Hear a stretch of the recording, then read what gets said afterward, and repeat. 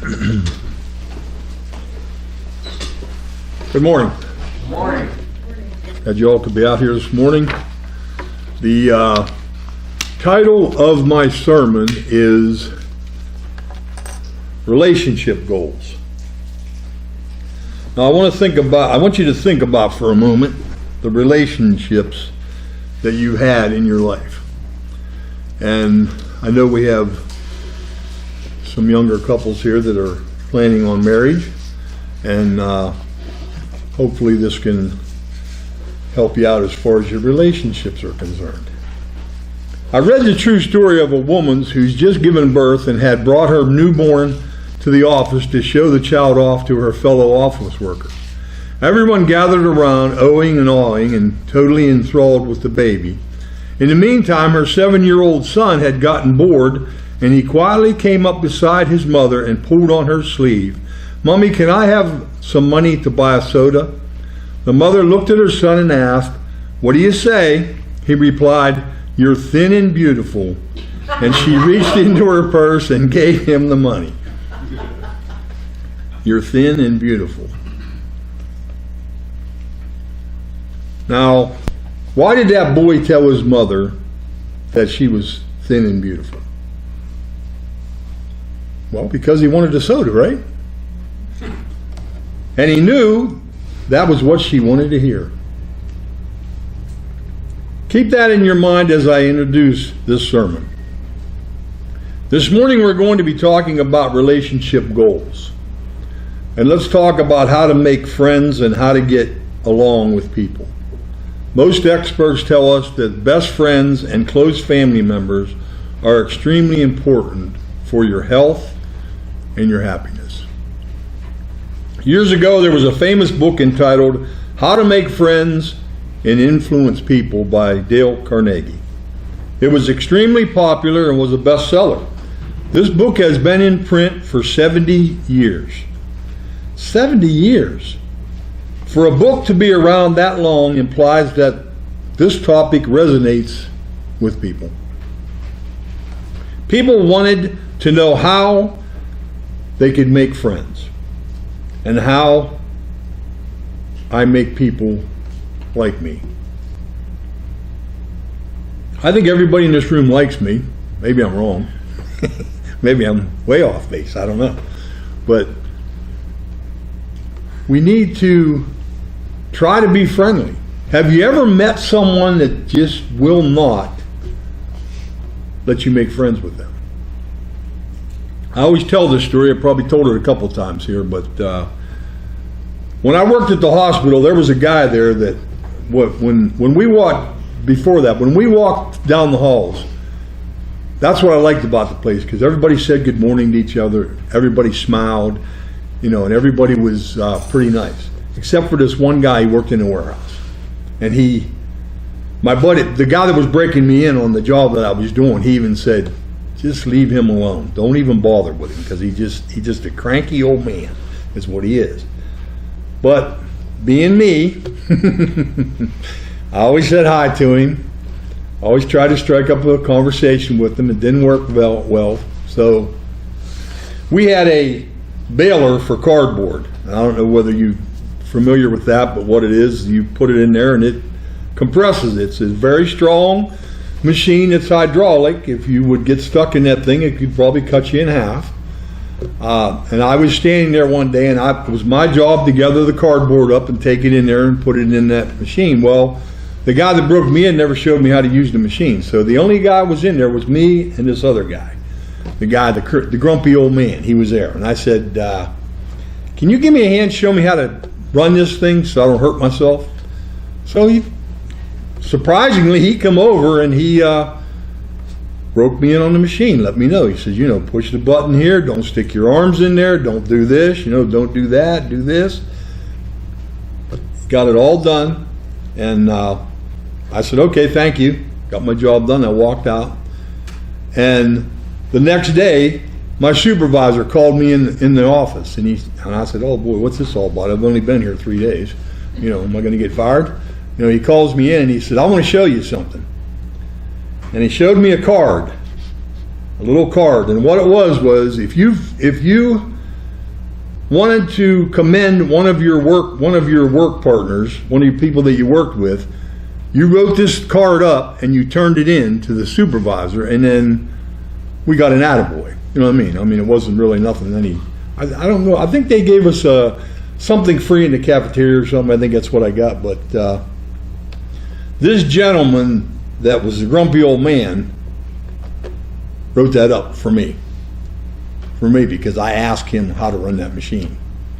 And that impressed him. And to this day, when I walk into that hospital, if I see that guy, he runs up to me and starts talking to me. How to make friends. How to impress people. We don't have to impress people to really make friends. In fact, when you're trying to impress someone, that's probably the wrong way to go about it, you know?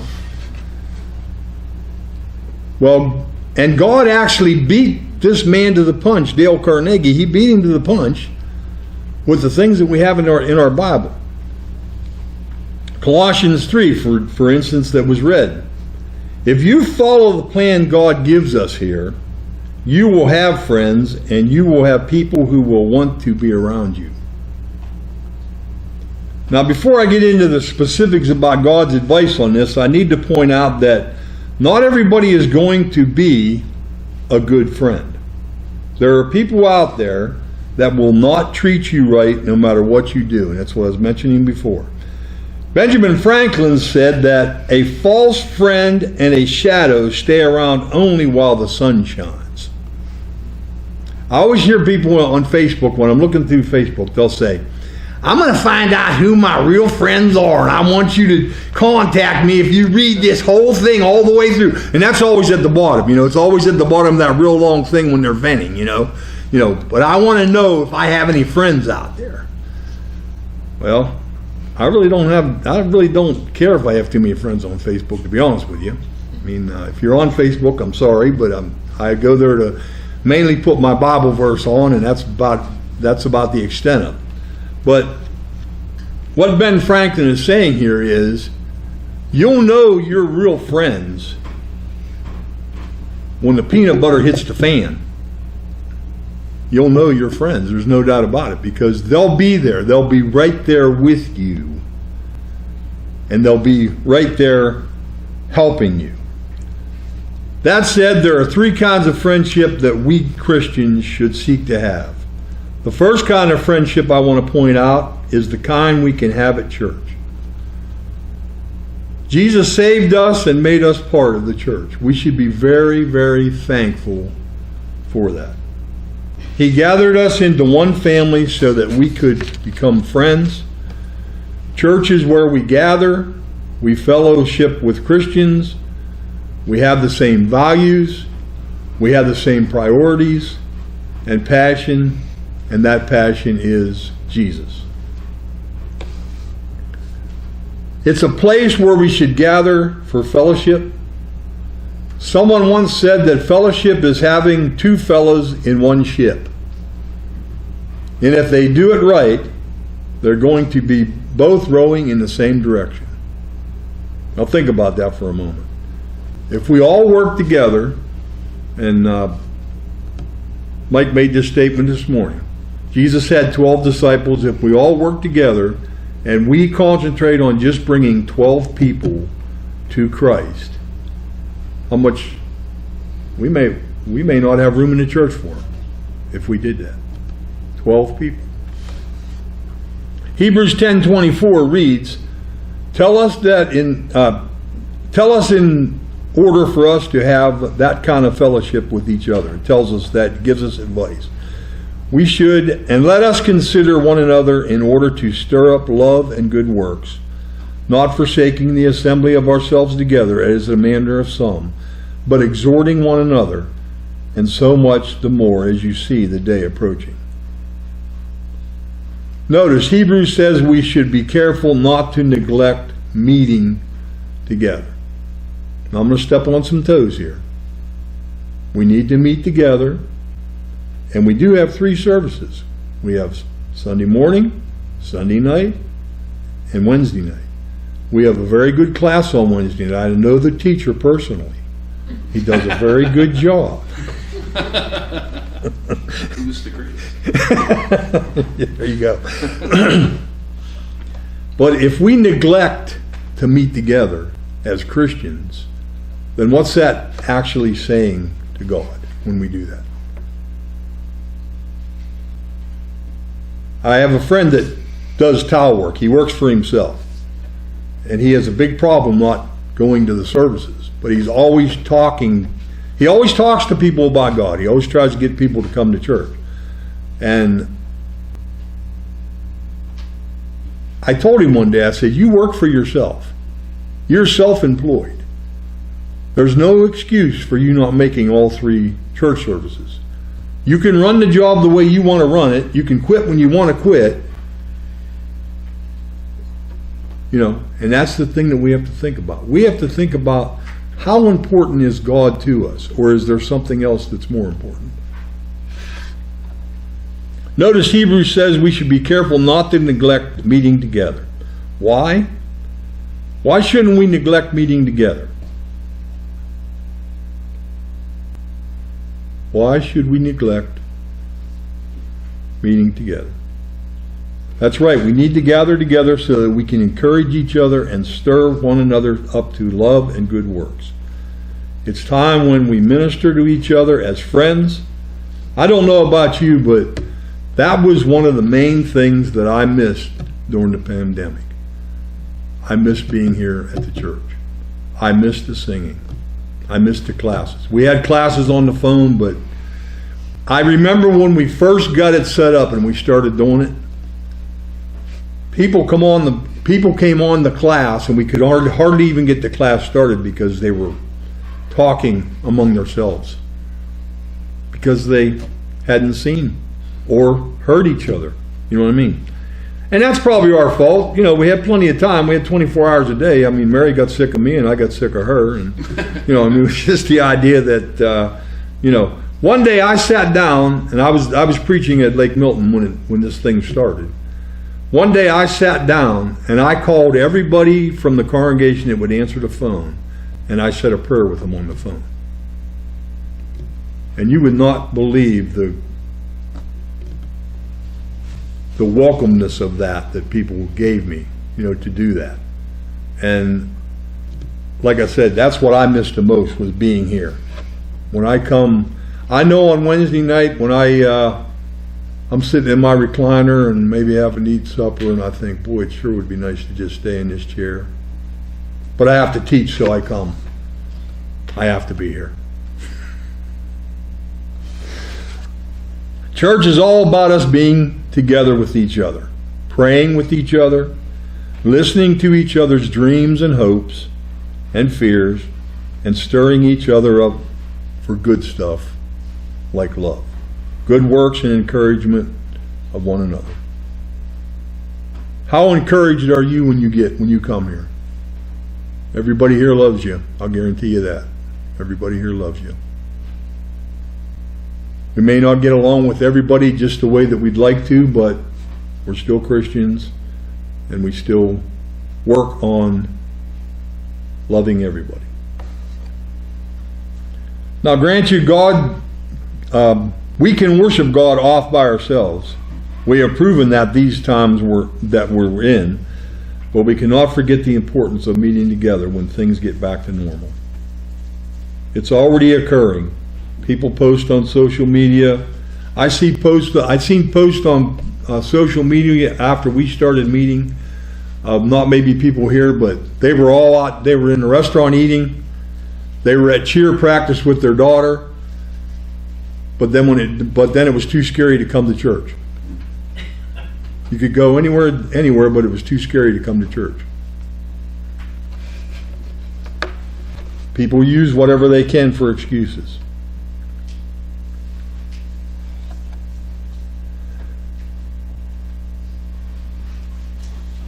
Back when we landed on the moon, there were a number of news articles about astronaut Buzz Aldrin and what he took with him to the moon. Do you know what he took with him? Communion. That's what he took with him. He took communion with him and took of the Lord's Supper there. He worshiped God on the moon.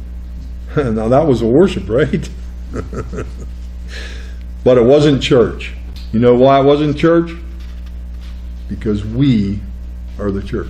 We can't be the church singly. We have to be together.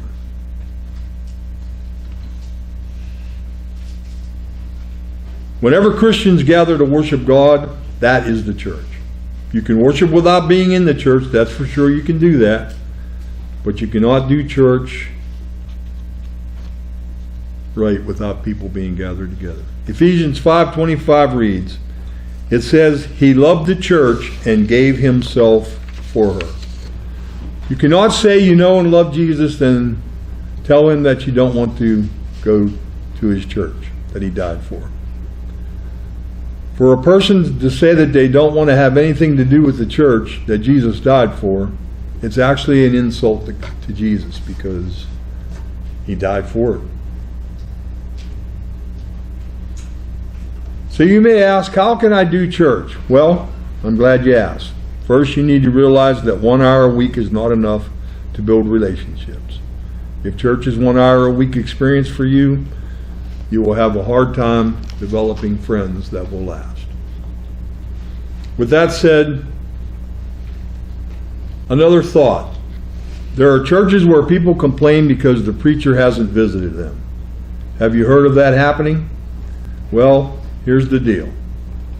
While preachers and elders and other leaders should visit people in the congregation, that's really your job too. You should be visiting and calling and talking to people, letting them know that you love them. And unless we, with the situation as it is with the pandemic and all that, unless you can't use a telephone, well, I guess you're tough out of luck as far as contacting people. One day I was sitting home during the quarantine, and then I told you the story about calling everybody and praying with them. And like I said, I got a very good response that day. Now there's a second group of people we should seek to be friends with. And Matthew 11:19 tells us that Christ's enemies accused him of being a friend of tax collectors and sinners. That's what they accused him of. Were they right? Well, Jesus is definitely a friend of sinners. He's definitely a friend of outsiders. A friend of people who wouldn't be welcome in polite society. Yep. But why would he do that? Well, main reason is Jesus came to save and seek the lost. Seek and save the lost. To do that, he had to become their friends. He didn't go down the bar and get drunk with them or anything like that. But he did spend time with them. He listened to them. He found ways of healing their lives. And if Jesus did that, we should too. In fact, there's a very practical reason why we should make friends of sinners. The problem for many Christians is that after years of being in the Lord's church, the only friends they seem to have are Christians. They stop running around with sinners, so they have less influence with people who don't know Christ. That's one reason why it's so important for us to develop friends outside the church. Now that can go the opposite direction too. I've had people pulled away from the church because they hang around with sinners too much. But we have to even it out. We have to try to get through to people. Now some people may have a problem with that. These sinners, these outsiders, these unpleasant people were not the kind of folks that they had in mind when they said they wanted to make friends and influence people. But here's the deal. The reason people have trouble making friends and influencing people is we often approach relationships with a what's in it for me kind of mindset. According to research, the most common words in the English language are I, me, my, and mine. What's that tell us? It tells us that people who are focused on themselves develop relationships that are focused on themselves. It's kind of hard to get a good relationship going when that happens. I once read a poem that said, I am like James and John. Lord, I size up other people in terms of what they can do for me, how they can further my program and feed my ego, satisfy my needs, give me strategic advantage. I exploit people for your sake, but really for my own sake, Lord. I turn to you to get the inside track and obtain special favors, your direction for my schemes, your power for my projects, your sanctions for my ambitions, your blank checks for whatever I want. I am like James and John. Change me, Lord. Make me a man who asks you and of others, what can I do for you? So Jesus calls to make friends of people who are sinners. He calls us to do that. But how do we do that? This is where we go back to the 7-year-old telling his mother she was thin and beautiful. He told her what she wanted to hear. And sometimes we have to tell people what they want to hear. Be kind to them. Love them. Let them know that you're concerned about them. First, you don't have to be trapped by sin. Colossians 3:5 reads, Therefore put to death your members which are on the earth, fornication, uncleanness, passion, evil desires, and covetousness, which is adultery. And also in Colossians 3:8, But now you yourselves are to put off all these, anger, wrath, malice, blasphemy, filthy language out of your mouth. Now, if we get rid of all those things, and we set the right example for the people that we're around, we can make friends with them. And we can also influence them to become a Christian. How much is a soul worth? Have you ever thought about that? I think about it a lot with my family members. You know, I have sisters and I have one brother and 3 sisters. And none of them are members of the church. And I try to focus on helping them do that, but I come up short somehow, some way. But we have to try to live our lives to be pure for Christ.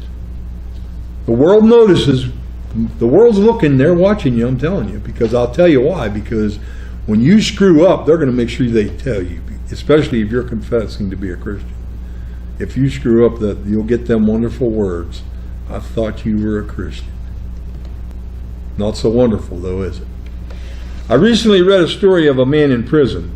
He deserved to be there. He was evil in ways we can't even begin to imagine. He was involved in drugs, prostitution, and murder, and had knifed several men while in prison. At one point, though, his depravity overwhelmed him. He was tired of living like this and nearly committed suicide because he felt there was no hope and there was no way out, that he could never change. This is partly why a life of purity is so important. It tells men and women who've destroyed their lives that there is hope. But we've got to be careful to remember why we're doing this. There are Christians who try to live pure lives so they can have bragging rights. I'm better than you. There are entire congregations who reflect this kind of attitude sometimes. If you're not up to their purity standards, you can't even get in the door. There's a true story of a little boy, as they were leaving church, declared, "Mom, I'm going to sin. I'm not going to sin anymore." She was pleased to hear that, but she asked why he said it. He explained, "Jesus said if you don't sin, you can throw the first stone. And I want to be the one to throw the first stone." Do we sometimes live our life like that? We want to be the one that throws the first stone. Ephesians 2:8-9 reads, "For by grace you have been saved through faith, and that not of yourself, it is a gift of God, not of works, lest anyone should boast. Once we seek purity, so we can be superior to others, we lose our message. We have to make sure that we don't get big-headed about it, especially with our Bible knowledge sometimes. Sometimes we want to try to beat them over the head with it. And the thing is, we have to get into their lives and get into what they're all about before we can actually do that kind of stuff. Secondly, Colossians tells us we need to be people others want to be around. Are you the person that everybody wants to be around? In Colossians 3:12 through 13, it tells us that it actually lays out the whole character of a new man. Everything that you should have in order to be a Christian. As I read that, it occurred to me that much of what was said in that passage reflects attitudes. Those attitudes would influence what we say or do. But they were attitudes, and it's our attitude that tells others who we are and what we really think.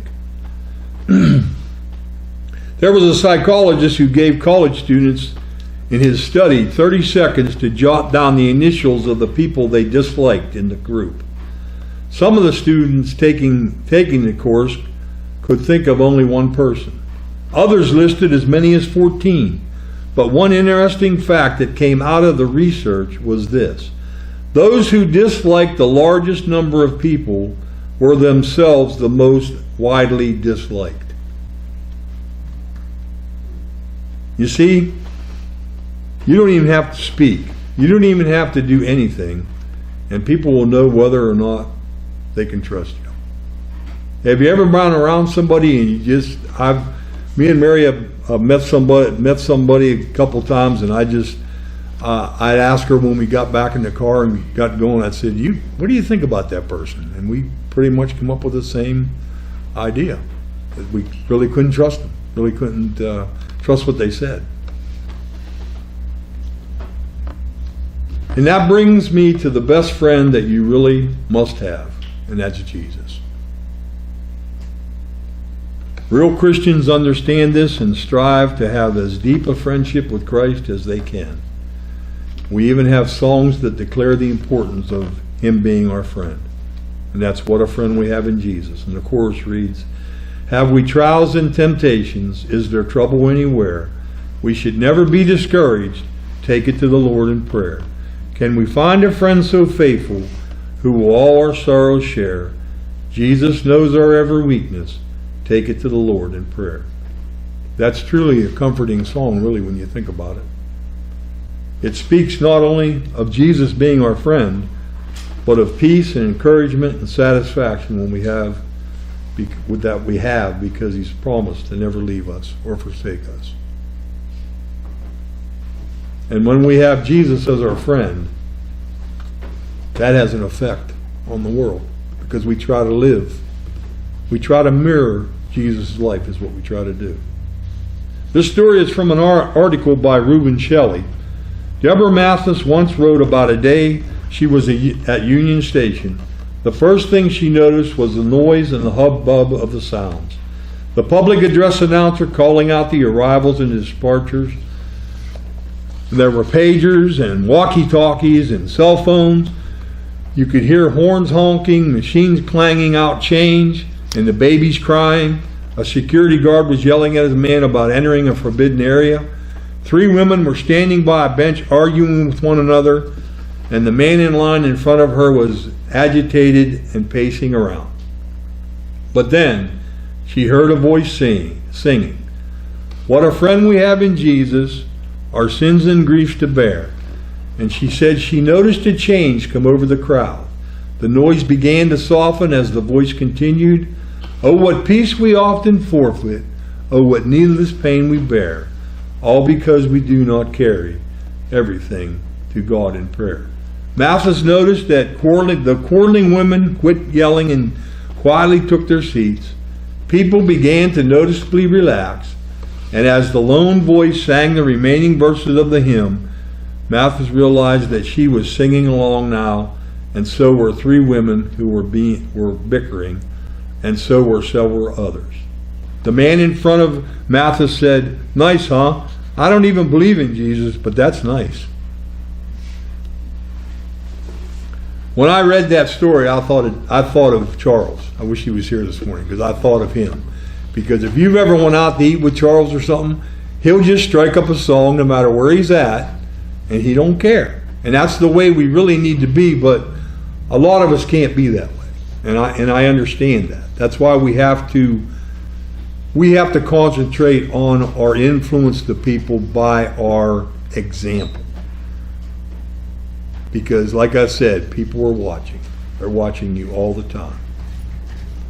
John 15:14 reads, "You are my friend if you do whatever I command you." This is Jesus speaking. Now that would include the basics: believing that Jesus is the Christ, the Son of the living God, repenting of your sins, confessing that Jesus will now be your Lord and Master, and allowing yourself to be buried in the waters of Christian baptism and rising up to walk in the newness of life. But if that's all you do for Jesus, you haven't really treated him like a friend. Friendship with Jesus is investing in the things that he considers valuable. And what he considers valuable is everyone's soul in this room and everyone's soul that we come in contact during the week. But first, if you're going to do any of that, you have to become a friend of Jesus. And that's not just being dipped in water and being baptized, that's being a friend of Jesus in order to put forth his gospel to other people. We must be his friend. That's why we offer an invitation at the end of each service to give people a chance to come back to Christ or be baptized. If you have a need, please come as we stand and sing.